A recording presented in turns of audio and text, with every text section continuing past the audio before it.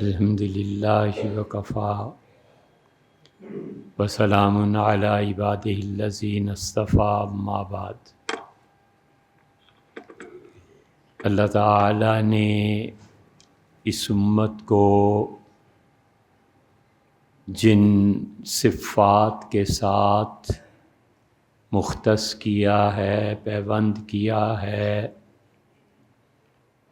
اور ان کو عزت سے نوازا ہے،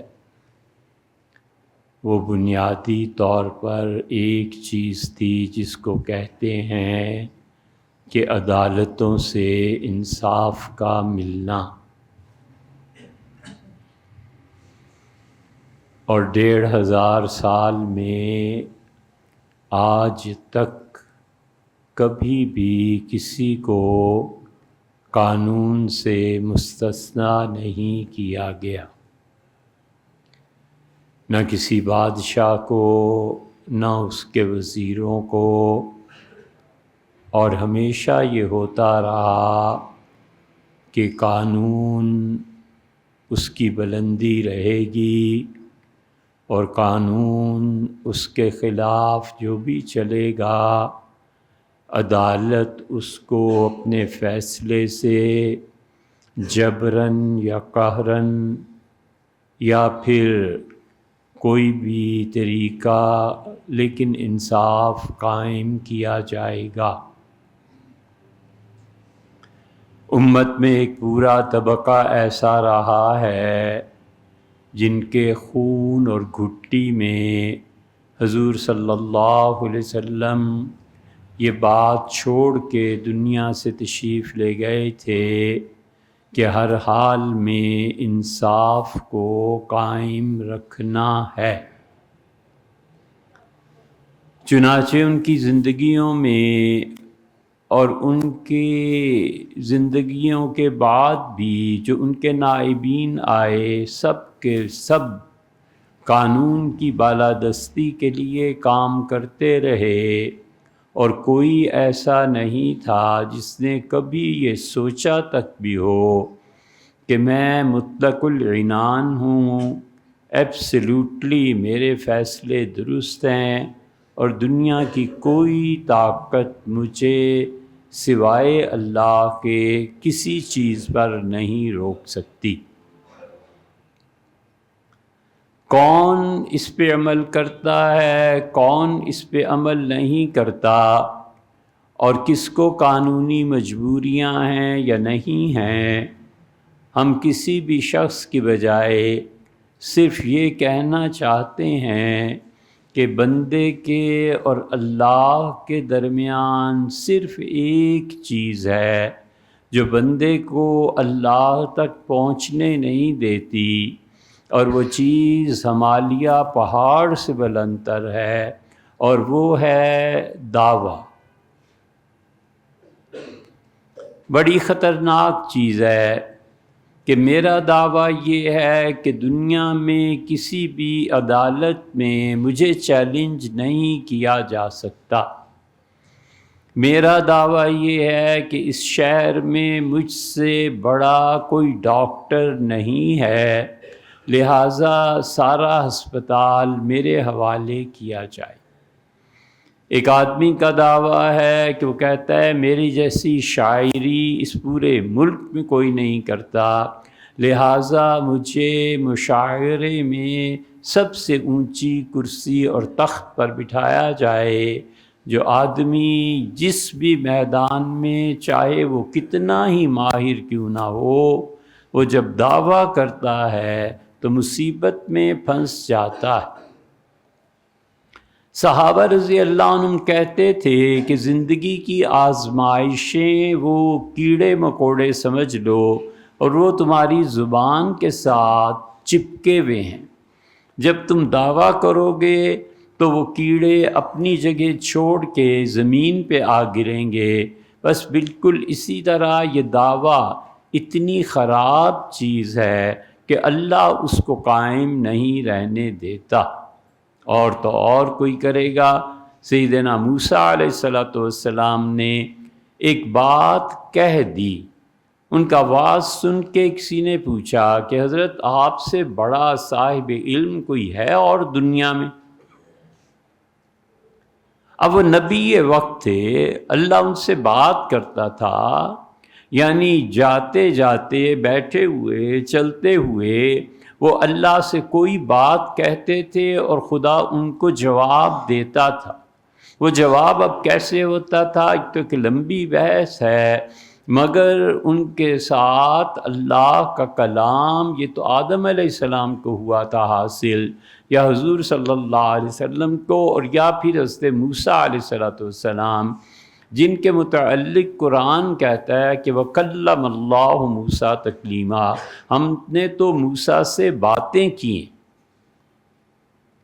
انہوں نے ایک سوال پہ یہ کہہ دیا کہ دنیا میں مجھ سے بڑا صاحب علم کوئی نہیں، بس یہ کہنا تھا، اور خدا نے وحی کی، اور اللہ نے کہا فلاں جگہ چلے جائیے، مجمع البحرین، جہاں پر دو دریا آ کر ملتے ہیں، اس سنگم پہ چلے جائیے۔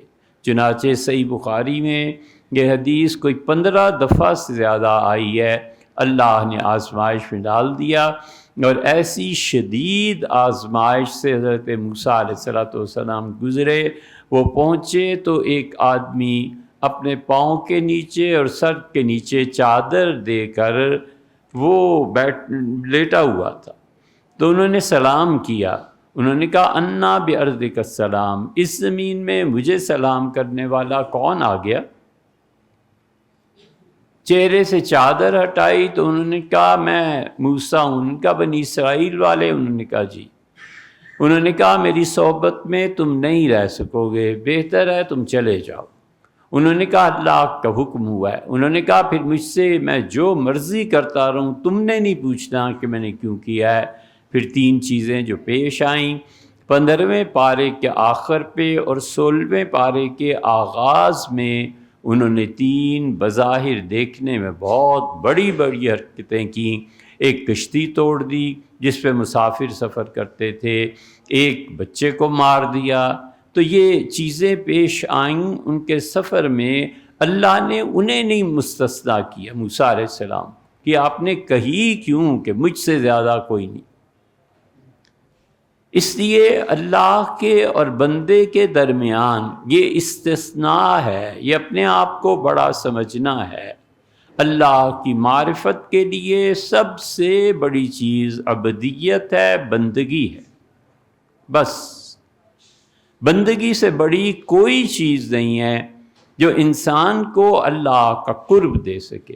آپ ہر نماز میں رکعت آخر پہ آپ ہمیشہ پڑھتے ہیں کہ وَأَشْهَدُ أَنَّ مُحَمَّدًا عَبْدُهُ وَرَسُولُهُ، اور میں اس کی گواہی دیتا ہوں کہ حضور صلی اللہ علیہ وسلم اللہ کے بندے تھے اور رسول۔ اس لیے ہمیشہ بندگی پر قائم رہنا چاہیے، دعوے کرنا اور اپنے لیے ایکسیپشنل کیسز بنانا اور یہ باور کرانا کہ میں قانون سے مستثنیٰ ہوں، یہ بہت خراب بات ہے۔ کوئی کہے اور کہیں کہے، اگر وہ مسلمان ہے تو اس کے لیے حضور صلی اللہ علیہ وسلم سے بڑھ کر کوئی نہیں ہے جس کی مثال دی جائے۔ بیٹی آئی ہیں، صاحبزادی ہیں، 3 مرتبہ ان کے گردن میں نشانات پڑ گئے تھے مشک اٹھانے سے جس پہ پانی بھرتی تھیں وہ، اور اسی طرح ہاتھ بھی ایسے ہی ہو گئے تھے۔ ان کے شوہر سیدنا علی رضی اللہ عنہ نے کہا کہ آپ کے والد کے پاس غلام آتے رہتے ہیں، آپ جائیں اور عرض کر دیں۔ وہ 3 مرتبہ آئیں، اور پھر رسول اللہ صلی اللہ علیہ وسلم ان کے گھر چلے گئے اور فرمایا کہ آپ کیسے تشریف لائی تھیں؟ فاطمہ رضی اللہ عنہ نے عرض کیا کہ میں اس لیے آئی تھی کہ مجھے ایک غلام دے دیں۔ حضور صلی اللہ علیہ وسلم فرمایا کہ صحیح ہے بیٹی، میرے پاس کچھ غلام آئے تھے، اور اگر دیکھو تم میری بیٹی ہو، میں تمہیں غلام دے دوں، یا وہ جو غلام آتے ہیں ان کو مارکیٹ میں بیچ کے 8 صحابہ رضی اللہ عنہم جو بدر میں شہید ہو گئے تھے، میں ان کے بچوں کو پالوں۔ فرمایا میری بیٹی مجھے ان کا زیادہ خیال ہے، اور میں تمہیں بتاؤں بیٹی، میں تمہیں خیر لکما من خادمکما، تم دونوں کے لیے خادم اور نوکر سے اچھی چیز تمہیں بتا دوں۔ اور پھر رسول اللہ صلی اللہ علیہ وسلم نے فرمایا رات سونے سے پہلے 33 مرتبہ سبحان اللہ، 33 مرتبہ الحمدللہ اور 34 مرتبہ اللہ اکبر پڑھ کے سویا کرو بیٹی، یہ تمہارے لیے خادم سے بھی اچھا ہے۔ یہ آپ کر کے دیکھیں، میں نے کسی شخص کو آج تک نہیں دیکھا جو یہ رات کو پڑھ کے سوتا ہو اور پھر بڑھاپے میں بھی موت سے چند دن پہلے تک وہ کسی کا محتاج ہوا، نہ بیٹی، نہ بہو، نہ بیٹا، نہ نوکر، بس چلتے چلتے ایسے گیا۔ خادم سے اچھا نہیں ہے۔ اور یہ دو چیزیں اس میں بہت ہی عجیب و غریب ہیں۔ ایک تو آدمی محتاج نہیں ہوتا، حضور صلی اللہ علیہ وسلم نے فرمایا کہ اچانک موت کافر کے لیے بری چیز ہے کہ وہ توبہ نہیں کر سکتا، اور مومن کے لیے اچانک موت شہادت ہے کہ وہ بغیر نزع کے عالم سے ایک دم سے خدا کے ہاں پہنچ گیا۔ اس لیے یہ جو پڑھتے رہتے ہیں نا، اس کلام کا اثر ایک تو یہ ہے، دوسرے جب بھی تھکن محسوس ہونا آپ تجربہ کر لیجئے گا، اس کو ایک آدھ مرتبہ پڑھ لیں، 1 منٹ 2 منٹ لگ جائیں گے، تھکن آہستہ آہستہ اترنی شروع ہو جاتی ہے، کیونکہ تھکن میں ضرورت ہوتی ہے کہ کوئی داب دے، کوئی چائے پہ کچھ کر دے، یہ کچھ بھی نہیں، اسے پڑھیں تو وہ تھکن آہستہ آہستہ اترتی جاتی ہے، اس لیے کہ کلام کا اثر ہوتا ہے۔ گالی دے کے دیکھو نا، پتہ چلتا ہے کہ کلام کا اثر ہوا ہے، اور خوشامد کر کے دیکھ لو، اس کا بھی اثر ہوتا ہے۔ وقت ایسا آ گیا ہے کہ لوگ جیب میں پڑیا رکھ کر گھومتے ہیں۔ ایک پڑیا ہوتی ہے کہ کسی اپنے مخالف کو چوٹ لگ گئی، آرام سے کھول کے اس پہ نمک چھڑک دیا۔ ایک پڑیا ہوتی ہے جس میں مکھن ہوتا ہے، مکھن کی ٹکیا، جہاں موقع ملا بٹرنگ کی، خوشامد کی، کام ہو جاتے ہیں نا، عہدے مل جاتے ہیں نا۔ اور ایک وہ چونا رکھ لیتے ہیں، تو جہاں دل چاہا اپنے اختیارات استعمال کر کے چونا لگا دیا۔ تو اس ملک میں ترقی کا راز یہ ہے کہ 3 پڑیاں رکھ لو ہر وقت جیب میں، دشمن ہے تو نمک چھڑک دیا، افسر ہے تو بٹرنگ کر لی۔ تو یہ چیزیں اب معاشرے میں چلتی ہیں، اسلام نے یہ نہیں کہا۔ وہ تو اتنی شدت کے ساتھ انصاف کے لیے جد و جہد کرواتا ہے کہ اپنی بیٹی کو خادم حضور صلی اللہ علیہ وسلم نے دیا۔ فرمایا بیٹی رات کو یہ پڑھ کے سو جایا کریں، آپ کے لیے خیر لکما من خادمکما، علی اور آپ کے لیے رضی اللہ عنہما۔ فرمایا کہ یہ دیکھو بیٹی یہ زیادہ اچھا ہے، میں نوکر، میرے خادم آئیں، غلام آئیں، میں انہیں بیچ کر غریب لوگوں کے بچوں پہ کیوں نہ خرچ کروں۔ نئی چیز تھی۔ اور ساری آیات طیبہ میں اسی طرح انصاف قائم کرتے رہے۔ یہ اتنی ضروری چیز ہے انصاف قائم کرنا کہ نبی خود عدالت میں ہے۔ یہ ممبر جو ہے نا، یہ شعور پیدا کرنے کے لیے ہے۔ اس ممبر پہ جو بھی بیٹھتا ہے اسے چاہیے کہ لوگوں کے شعور کو تھوڑا سا اور بیدار کرے۔ اگر خدا نے ہم سے پوچھا، ہم یہ عرض کریں گے کہ اے پروردگار 2 جمعے ہم یہ بات کرتے رہے کہ یہ استثناء ٹھیک نہیں ہے، یہ اللہ اور اس کے رسول صلی اللہ علیہ وسلم سے ایک طرح سے جنگ کرنا ہے۔ نبی کو عدالت میں کھڑا کر لیا ہے، چوری ہو گئی تھی، لمبا قصہ ہے، مختصر یہ کہ وہ چوری میں چور جو تھا اس نے آٹا چرایا، اور وہ آٹا ایک اس کے کونے سے گرتا چلا گیا کہ آٹا گیا کہاں ہے، اور اس نے جس کے گھر آٹا وہ منافق کے پہنچا تھا، جب حضور صلی اللہ علیہ وسلم کو بتایا گیا کہ اللہ کے رسول یہ چوری ہو گئی ہے اور سراغ اس کا مل گیا ہے، کھرا مل گیا ہے، تو آپ نے طلب فرما لیا۔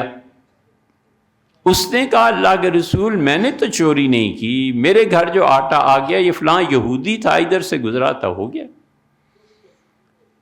اور منافق آدمی نے ایسا تانا بانا بنا کہ قریب تھا حضور صلی اللہ علیہ وسلم یہودی کے ہاتھ کاٹنے کا حکم دے دیتے، اور آپ نے ارادہ فرما لیا تھا۔ 4 چیزیں ہوتی ہیں: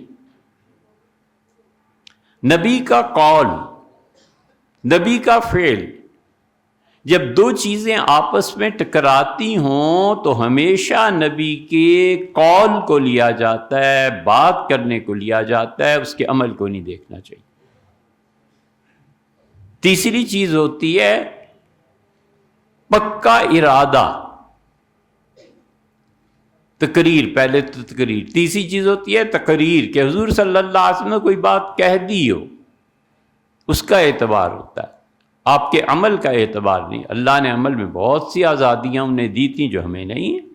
اور چوتھی چیز ہوتی ہے ہم، یعنی نبی کا ارادہ کر لینا، ہمت کا لفظ بولتے ہیں نا آپ، تو نبی جب کسی چیز کا ارادہ کر لے پکا، اس میں آگے پیچھے بات ہو جاتی، اس میں پھر اللہ نبی پر وحی نازل کرتا ہے کہ نہیں یہ بات نہیں کرتی۔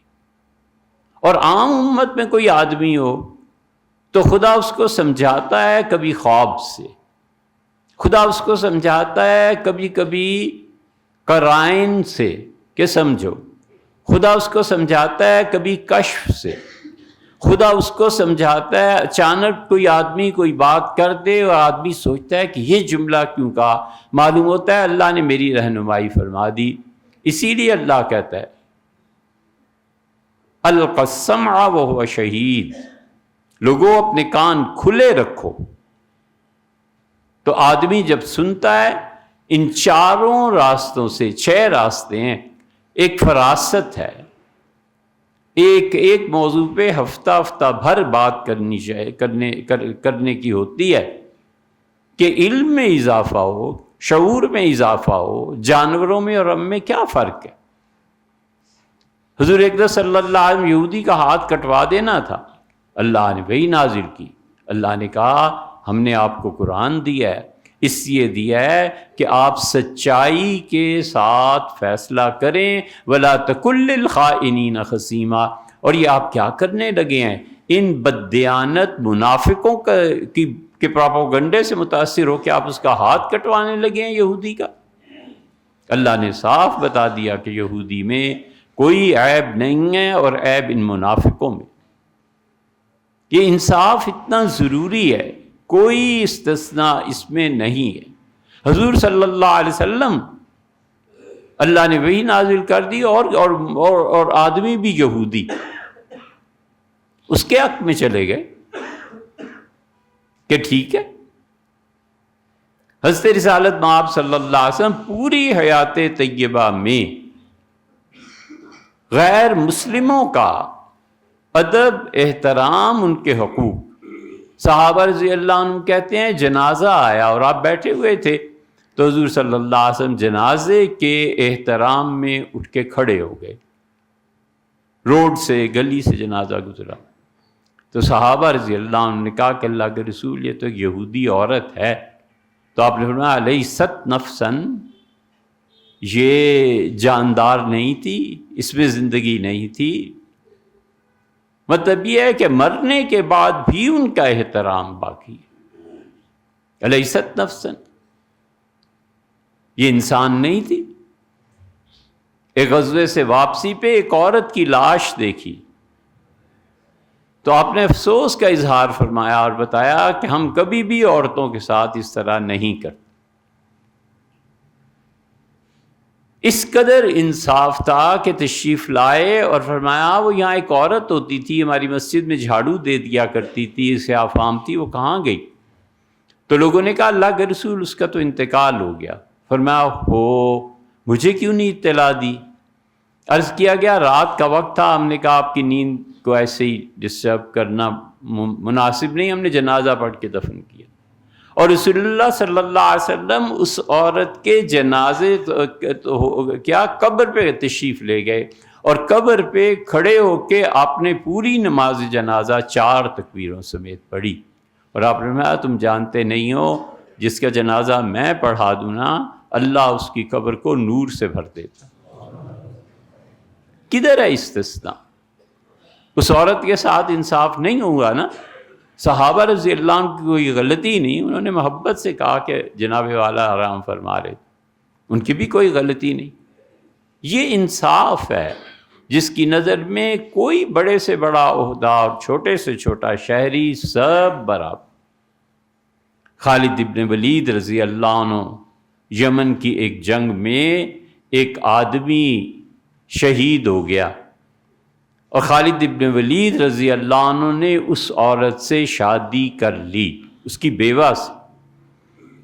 اطلاعات پہنچی مدینہ منورہ میں، فوج نے آ کے بتایا کہ ہمارے کمانڈر نے کیا کیا۔ سیدنا عمر رضی اللہ عنہ خاموشی سے سب سنتے رہے۔ حکومت حضرت ابوبکر رضی اللہ عنہ کی تھی، اور حضرت عمر رضی اللہ عنہ نے کہا کہ حضرت خالد ابن ولید پہ حد لگائیں اور اس شخص کو قیادت سے اتار دیں۔ یہ آدمی ہے، اس طرح شہادت ہوئی ہے، اس طرح اس کی بیوی تھی۔ خالد نے اس کی بیوی کی خوبصورتی کی وجہ سے اس آدمی کو شہید کروایا۔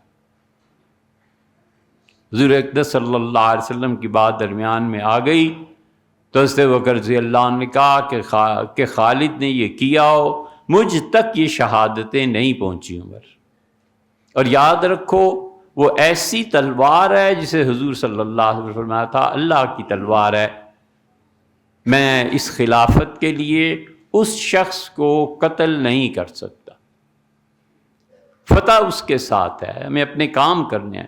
خالد ابن ولید رضی اللہ عنہ کے معاملے میں عمر رضی اللہ عنہ چپ ہو گئے کیونکہ ان کے پاس شہادتیں تھیں، تو پھر جب ان کا اپنا دور آیا ہے تو اس وجہ سے تو نہیں، کوئی بھی وجہ اور بھی ہو سکتی ہے، خالد ابن ولید رضی اللہ عنہ کو معزول کر دیا۔ ابو عبیدہ بن جراح خط لے کے پہنچے ہیں، کچھ نہیں کہا خالد جاری رکھیں جہاد کو۔ جب امن اور اطمینان ہوا تو انہوں نے خط پیش کیا اور ان کا حضرت یہ مناسب نہیں تھا کہ عین میدان جنگ اور جنگ کے دنوں میں آپ کو خط دیتا اور ہٹا دیتے۔ خالد ابن ولید رضی اللہ عنہ نے خط پڑھا اور بیٹھ گئے زمین پہ اور کہا امیر المومنین کی اطاعت مجھ پہ واجب ہے، امیر المومنین نے جو فیصلہ کیا ہے خالد ہر طرح سے اس کے لیے تیار ہے۔ پگڑی اپنی اتار کے ان کے سر پہ رکھی اور کہا اللہ مبارک کرے آپ جہاد کریں۔ کون تھا جو عدالتوں میں انصاف ہونا ہی ہونا ہے، کرنا ہی کرنا ہے؟ عز الدین بن عبد السلام رحمۃ اللہ علیہ، آپ نے شاید نام نہ سنا ہو کہ اب ہمارے ہاں بڑے لوگوں کی زندگیاں یا جمعے کے خطبے اس کے لیے پڑھنا پڑتا ہے نا۔ یہ تھوڑا ہی ہے کہ گپیں لگا لیں، سیاست، خواتین کے قصے، یہ تھوڑا ہی ہے دین۔ یہ تو بس وقت گزارو اور قیامت میں جواب نہیں دینا۔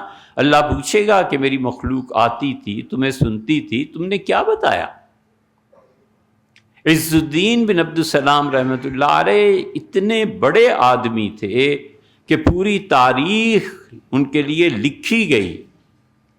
عز الدین بن عبد السلام نے جمعے میں لوگوں کو کہا کہ یہ جتنے اس وقت گورنر حکومت وقت نے لگائے ہیں، اصل طریقہ یہ ہے کہ یہ غلام تھے، یہ سارے ترکی سے آئے ہیں اور جنگوں میں ہمارے غلام بنے، اور غلام کو جب تک بیچ کے اس کی قیمت بیت المال میں داخل نہ کی جائے وہ آزاد نہیں ہوتا، اور جب آزاد نہیں ہوتا تو اس کے پیچھے تم کیسے نماز پڑھو گے، اس کے پیچھے تم باقی امور سلطنت کیسے چلیں گے؟ کھلبلی مچ گئی، اور مصر سارا لوگ اٹھ کھڑے ہوئے، اس لیے کہ باشعور لوگ تھے۔ انہوں نے کہا ہمارا گورنر اچھا غلام ہے، ان کا نکلو یہاں سے، ہم نہیں مانتے، خلافت سے کسی آزاد آدمی کو آنا چاہیے۔ خلیفۃ المسلمین نے عز الدین بن عبد السلام رحمۃ اللہ کو بلایا اور اس کے بعد انہیں قید میں ڈال دیا۔ پھر لمبی داستان ہے، اس قید سے جب نکلے تو انہوں نے کہا کہ میں تمہیں پہلے بھی کہتا تھا، اب بھی کہتا ہوں کہ تمہارے گورنر ٹھیک کردار ان کا نہیں ہے، غلام ہیں، ان کو جب تک آزاد نہ کیا۔ اس نے کہا کون بیچے گا انہیں؟ انہوں نے کہا مصر میں تمہارے سارے ہائر اتھارٹیز کو عدالت کے باہر کھڑے ہو کے خود نیلام کروں گا، اور وہ پیسہ میں تمہیں دوں گا کہ تم اللہ کی راہ میں خرچ کرو، مسلمانوں کے لیے پل بناؤ، مسلمانوں کے لیے اس طرح کتابیں، یہ وہ سارا۔ حیران رہ گیا، اسے ہاتھ آگے کیا کہ بوسہ دیں۔ شیخ نے کہا میں ان چیزوں کو نہیں مانتا، میں تو یہ نہیں چاہتا کہ تم میرے ہاتھ کو چومو، کچھ آئیے کہ تم چاہتے ہو میں تمہارے ہاتھ چوموں، کیوں؟ اس نے جا کے وزیر اعظم سے کہا کہ اس شخص سے نجات چاہیے، اس کا کوئی مسئلہ نہیں۔ رات کی تاریکی میں دستہ لے کے آ گیا، ننگی تلوار اس نے کی اور کہا دروازہ کھٹکھٹایا گیا، ان کا بیٹا آیا تو انہوں نے کہا عز الدین بن عبد السلام سے ملنا ہے۔ اس نے لرزتے ہوئے جا کے ابو کو کہا، والد کو، کہ والد وہ تلوار سونتے ہوئے ہیں، کھینچے ہوئے ہیں، اور اے ابا خدا کی قسم اگر آپ گئے تو سر اڑا دیں گے، کیا بنے گا؟ انہوں نے بیٹے کو ہٹا دیا، ان کے بیٹے ہٹ پڑے ہو، یہ شہادت میرے نصیب میں کا، اتنا بڑا رتبہ تو سمجھتا ہے تیرے گناہگار باپ کو ملے گا؟ کچھ بھی نہیں۔ گئے، دروازہ کھولا اور کہا کیا بات ہے؟ وہ اتنا روب تھا حقانیت کا اور سچائی کا کہ اس کا رنگ اڑ گیا۔ انہوں نے ہاتھ پکڑ لیا، ان کا اندر کر تلوار کو نیام میں ڈال، کیا بات ہے؟ اس کا حضرت کیا ہوگا؟ انہوں نے کہا وہی جو میں کہتا ہوں، مسلمان حکمران لائے گئے، عز الدین بن عبد السلام رحمۃ اللہ علیہ نے کہا یہ فلاں وزیر ہے، یہ فلاں گورنر ہے، یہ فلاں ہے، اور اچھی قیمت لگائی۔ تجار جو تھے خریدنے کے لیے جو آئے ہوئے تھے وہ حیران رہ گئے۔ تو جس کو بیچنا ہوتا تھا، نام عہدہ سب کے، یہ لو یہ مصر کا گورنر ہے، بیچ رہا ہوں، کتنے پیسے، زیادہ سے زیادہ پیسے لے کے اور بند کر کے مہر لگا کے خلیفۃ المسلمین کو بھیج دیے اور کہا یہ مال آپ کا ہے، بیت المال کا ہے، سرکاری خزانے کا ہے، یہ نہ آپ کا اور نہ اس طرح میرا ہے، آپ بحیثیت حکمران اس سے اسلحہ خریدیں، جو چاہیں کریں، اللہ آپ کو جزائے۔ یہ ہے دین، یہ ہے اسلام۔ بادشاہوں کو کوئی نہیں پوچھتا تھا۔ 100 سے زیادہ مثالیں آپ کو دیں، کوئی استثناء نہیں، کچھ نہیں ہے۔ اللہ کا قانون خلیفہ وقت پہ بھی ہے اور اللہ کا قانون ہر حاکم پہ ہے، اور جو لوگ ان چیزوں میں ہیں انہیں خدا کے ہاں بہرحال جواب دینا پڑے گا۔ لیکن خود پبلک میں شعور چاہیے، لوگوں میں پتہ ہونا چاہیے کہ ہم کس غیر شرعی قانون کے تحت جی رہے ہیں، ہم کس مشکل میں پھنسے ہوئے ہیں۔ جہانگیر نے تو اس کے جہانگیری میں لکھا ہے، تو اس کے جہانگیری جو ہے پڑھنے کے قابل کتاب ہے، بڑا انٹرسٹ تھا۔ جہانگیر کو جتنا جانوروں سے تعلق تھا اس جیسا آدمی دوسرا ان پورے مغلوں میں نظر نہیں آتا۔ شکار کرنا، ناپنا، جانور کو تولنا، اس کو چاک کرانا، اس کے پتے میں کیا ہے یہ دیکھو، کیا کھاتا ہے، کس طرح جمپ کرتا ہے، وغیرہ وغیرہ، ہر چیز وہ ڈیٹیل سے لکھتا ہے اپنی پرسنل ڈائری۔ لکھا ہے کہ میری بیوی نے، نور جہان نے تیر چلایا اور اس نے اندھیرے میں تیر چلایا اور وہ ایک دھوبی کو جا لگا اور وہ وہیں تڑپ گیا۔ وہ تیر لے کے آئے اور مجھے دکھایا اور کہا بادشاہ سلامت کہ آپ کی بیوی نور جہان کا تیر ہے۔ تو میں نے کہا قاضی کے پاس جاؤ، میں کچھ نہیں کر سکتا۔ قاضی صاحب نے تیر دیکھا، شہادتیں جمع کی اور انہوں نے کہا نور جہان کی گردن اڑا دی جائے گی۔ نور جہان نے بڑا جہانگیر کو، اس نے کہا بیگم یہ نہیں ہو سکتا، سلطنتیں انصاف کی بنیاد پہ قائم رہتی ہیں، بیویاں اور خوبصورت عورتیں ان کو پالنے سے سلطنت نہیں رہتی۔ نہیں مانا۔ جس دن آخری فیصلہ تھا، پتہ تھا کہ آج قاضی صاحب نے جلاد کو حکم دینا ہے اور نور جہان کے لیے بڑی مصیبت پڑ سکتی ہے، وہ سونا لے کے حاضر ہوئی اور اس نے کہا قاضی صاحب اتنی تو اجازت اسلام نے دی ہے کہ میں اس جو مقتول ہے جان بوجھ کے میں نے قتل کیا نہیں ہے، اس کی دیت دے دوں؟ کہاں اس کی اجازت ہے؟ انہوں نے کہا یہ سونا ہے، یہ تلوار ہے، تم وارث ہو اس خون کے، جو مرضی کرو یہ لو۔ اور انہوں نے سونا لے لیا اور نور جہان کی معافی ہوئی۔